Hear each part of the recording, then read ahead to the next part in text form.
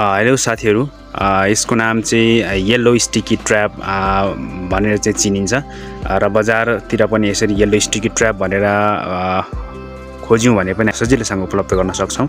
यसलाई चाहिँ हामीले विभिन्न किसिमका हाम्रा तरकारी बाली र फलफुल बगैँचामा चाहिँ यसरी झुन्ड्याएर हामी चाहिँ प्रयोग गर्न सक्छौँ, जसले गर्दा चाहिँ हाम्रो फलफुलमा लाग्ने विभिन्न किराहरू चाहिँ यसरी चाहिँ नियन्त्रण गरेर चाहिँ कन्ट्रोल गर्ने काम गर्छ।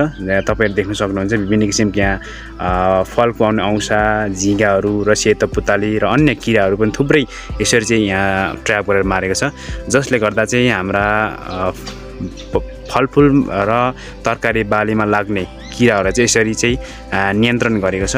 यो चाहिँ एकदम लाभदायक छ र मैले चाहिँ यहाँ प्लास्टिक घरभित्र टमाटर रोपेको छु र यो टमाटरको बगैँचामा चाहिँ मैले यसरी यो येल्लो स्टिकी ट्र्याप चाहिँ मैले यसरी प्रयोग गरेको छु र यहाँ चाहिँ विभिन्न किसिमका किराहरूको चाहिँ ट्र्याप गरेर चाहिँ कन्ट्रोल गरेको छ। यो चाहिँ तपाईहरुले पनि यसरी प्रयोग गर्नुभयो भने तपाईँ एकदम लाभदायक हुनेछ।